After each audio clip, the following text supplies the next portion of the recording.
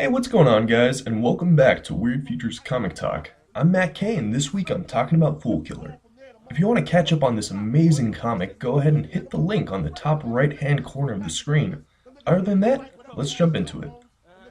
The issue starts off with Foolkiller, aka Greg Salinger, talking about how the 90s were the golden age for psychology, with everyone having issues, and there's even a Seinfeld reference for chives. We see what Greg was up to in the 90s, being stuck in a mental institution, drawing the mystical narwhal over the walls, and stating he's unique like narwhal. However, just because he was in the mental institution doesn't mean there wasn't a Foolkiller. We see the third Foolkiller up to usual Foolkiller shenanigans. Now this guy, Kurt Gernhardt, oh god, I could be getting that name wrong, became Foolkiller after a bad turn of events and decided to kill violent criminals, but the longer he stayed the Foolkiller, the simpler his reasons for killing became, until he kinda just snapped. We jump to Greg talking with his shield handler, Gary, about his therapeutic methods on criminals.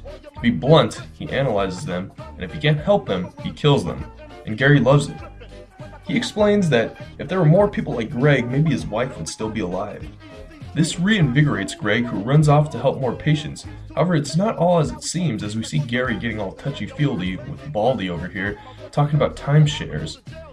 It turns out Greg's next patient is his former protege, the third Foolkiller himself, Kurt. Kurt is clearly not having it with Greg's choice to become a psychiatrist in an attempt to settle down, and we see that since we've last seen Kurt, he's only gotten worse. He proceeds to break the vintage vase before telling Greg he knows all about how he's been secretly killing off his patients. Kurt breaks free of his confinements and begins to engage Greg in combat, but Greg isn't just about to take this beating willingly, and opens up the Fool Cave. I just made that up. They hold each other at gunpoint before Kurt finally reveals the truth about Gary. It turns out his real name is Stanley Swickle, and he doesn't even work for S.H.I.E.L.D. anymore, but instead uses Greg to kill these supervillains and pick up the bounties. Gary walks in telling Greg that what he's saying is false, and that he's his friend and he can fix this, and they can relocate him as long as he kills Kurt.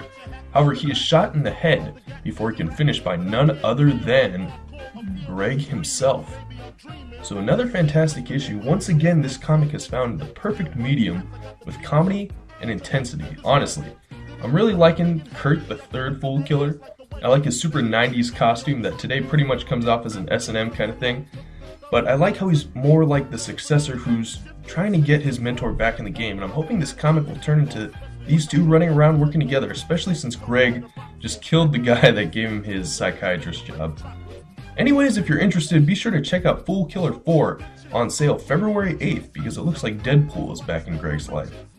Now, Weird Future is going to be dropping a lot more content this year, and it isn't necessarily comic related, but that doesn't mean we won't stop making these videos. If you guys want a particular comic reviewed, please, by all means, put it down and we will do it. I swears it. Like always, like, comment, subscribe, watch Seinfeld, and I'll see you guys later.